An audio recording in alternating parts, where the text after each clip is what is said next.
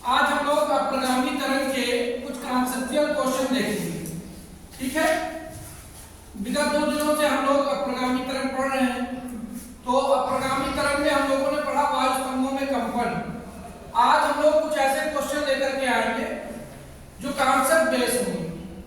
उन concept base question को ही हम लोग आज ओरल आंसर देने का प्रयास करेंगे, जिसको हम लोग बोधात्मक कहते हैं। तो आज हम लोग बोधात्मक देखेंगे। बोधात्मक में पहला क्वेश्चन है, इस समय हम लोग पढ़ रहे हैं नगीन प्रकाशन की कुमार मित्तल की किताब। चलो, तो इसी के बोधात्मक ले रहे हैं। बाकी अन्य प्रकाशन की किताबें भी हैं जिनसे हम लोग कॉन्सेप्चुअल क्वेश्चन लेते हैं। किसी चैप्टर को तैयार करने के बाद अगर आपको उनके छोटे छोटे क्वेश्चन के आंसर अपने आप आने लगे, तभी हमको मानना चाहिए कि हमारा वो चैप्टर अच्छे से तैयार हो गया।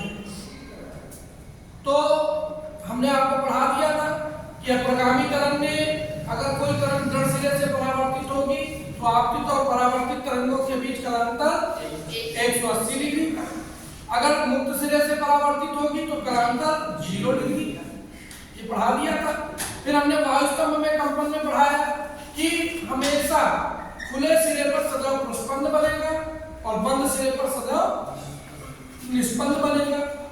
हमने आपको पढ़ाया कि अगर किसी खुले आर्गन पाइप की आवृत्ति हम निकालते हैं और उसका एक सिरा बंद कर दिया जाए तो बंद उसी लंबाई के बंद आर्गन पाइप की आवृत्ति खुले आर्गन पाइप की आवृत्ति की आधी होगी, या खुले आर्गन पाइप की आवृत्ति बंद आर्गन पाइप की आवृत्ति की दोगुनी होगी।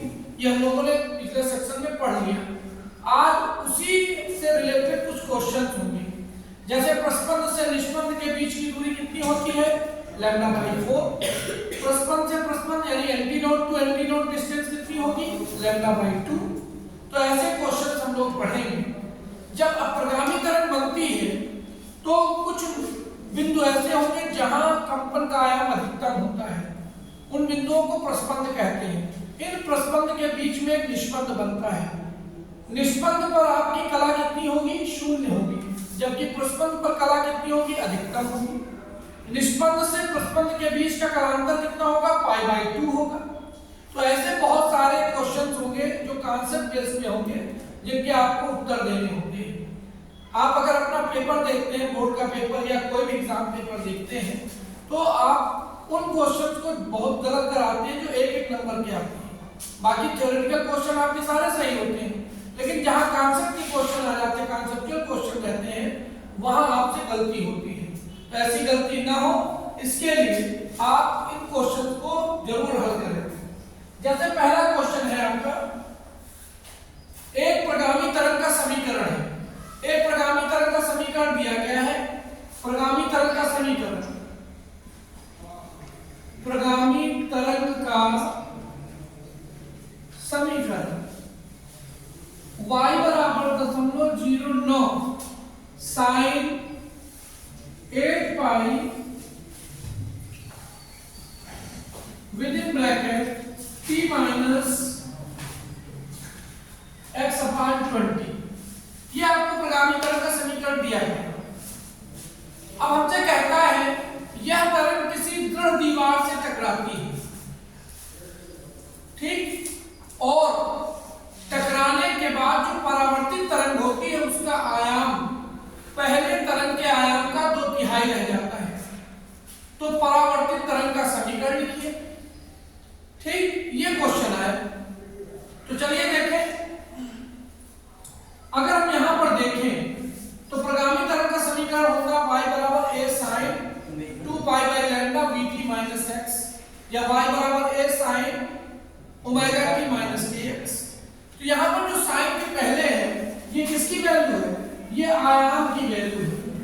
ये वैल्यू किसकी है? आयाम की। तो यहां पर देखिए तरंग का आयाम, तरंग का आयाम a = 0.09 मीटर। 0.09 मीटर ये तरंग का आयाम है। प्रश्न क्या कह रहा है कि जब तरंग परावर्तित होती तो आयाम 2/3 रह जाता है। प्रश्नानुसार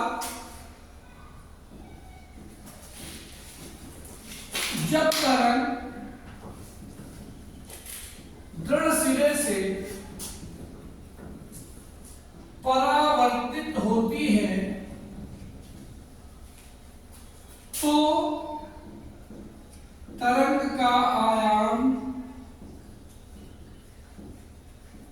2/3 रह जाता है।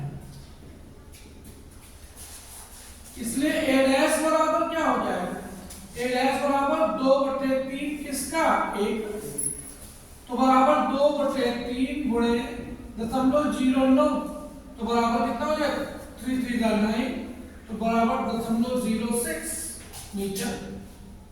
अब तरंग कहां से परावर्तित हो रही है, तरंग परावर्तित हो रही है दृढ़ सिरे से। जब कोई प्रगामी तरंग दृढ़ सिरे से परावर्तित होगी तो कलांतर कितना होगा, कितना होगा कलांतर, पाई का। दृढ़ सिरे से जब परावर्तित होगी तो कलांतर पाई का होगा। ये ना सब जो बीच में चला हमारे नाटक में आएगा उत्तर दे रहा, हाँ ठीक है, तो कितना कलांतर होगा, पाई का। तो यहाँ पे परावर्तित तरंग का समीकरण, परावर्तित तरंग का समीकरण y डैश बराबर a डैश साइन बाकी same to same 8 pi t plus x upon 20, और यहाँ पर कितना कलांतर आ गया, पाई। यहाँ पर देखो पहले तरंग प्लस x अक्ष की दिशा में जा रही है, बाद में लौटी किधर, माइनस x अक्ष। यहाँ माइनस किस में कन्वर्ट हो गया, प्लस में, और दृढ़ सिरे से परावर्तित हो गई, कलांतर कितना हो गया, पाई। और sin 180 प्लस थीटा किसके होता है, माइनस sin थीटा। यहाँ वैल्यू पुट कर दोगे तो आपका आंसर क्या निकल आएगा, y डैश बराबर 0.06 sin माइनस के साथ sin 8 pi t plus x upon 20, यही आपका आंसर आ गया। क्लियर हो गया क्वेश्चन, माइनस क्यों लगा समझ में आ गया, और माइनस आगे समझ में आ गया ना। क्वेश्चन है किसी पाइप से निकलने वाले स्वर की आवृत्ति ताप तथा आर्द्रता बदलने पर किस प्रकार प्रभावित होती है। यानी अगर ताप का परिवर्तन हो जाए तो पाइप से निकलने वाले स्वर की आवृत्ति किस प्रकार परिवर्तित होगी, या आर्द्रता बढ़ जाए या घट जाए तो किस प्रकार से परिवर्तित होगी। तो इसके लिए किसी पाइप से निकले स्वर की आवृत्ति n समानुपाती v/L, क्योंकि अगर बंद पाइप एक सिरे पर बंद पाइप है तो उसकी मूल आवृत्ति होती है n बराबर v/4L, अगर दोनों सिरों पर खुला पाइप है तो मूल आवृत्ति होती है n बराबर v/2L। संख्या हटा दे तो v समानुपाती n समानुपाती v/L, यानी आवृत्ति चाल पर निर्भर करेगी और पाइप के लंबाई पर। तो v क्या है, वायु में ध्वनि की चाल। तो चूंकि हम लोगों ने पढ़ रखा है, चूंकि वायु में ध्वनि की चाल,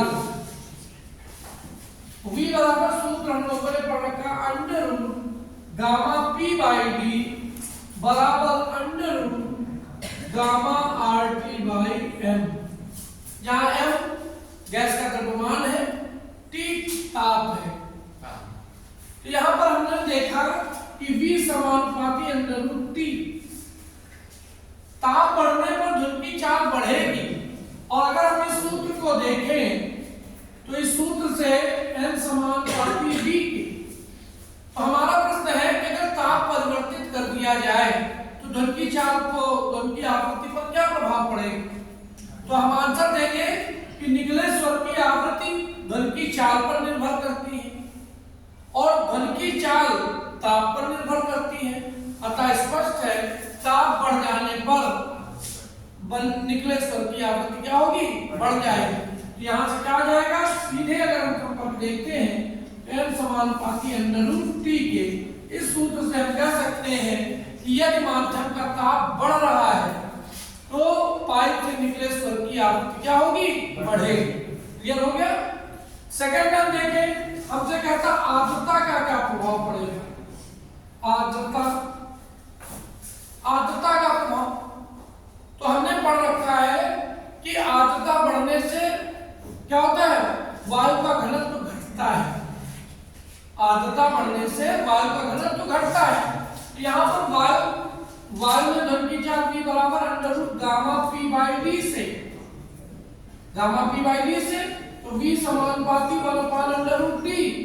आर्द्रता बढ़ने से क्या हो रही, धन की चाल घट रही है, तो यहाँ पर क्या हो जाएगा, और n समानुपाती किसके है, v के, और समानुपाती किसके, 1 रूट d के, n समानुपाती किसके हो जाएगा, 1 रूट d। आर्द्रता घटेगी तो घनत्व घटेगा, घनत्व घटेगा तो धन की चाल बढ़ेगी, या आवृत्ति क्या होगी, बढ़ जाएगी, इससे कब बढ़ जाएगी। आर्द्रता बढ़ने पर धन की चाल घटेगी तो आवृत्ति घटेगी, आर्द्रता घटने पर घनत्व घटेगा तो चाल बढ़ेगी तो आवृत्ति बढ़ेगी। क्लियर हो गया तब, ठीक। तो चलो लिख लो इसको, पास करो।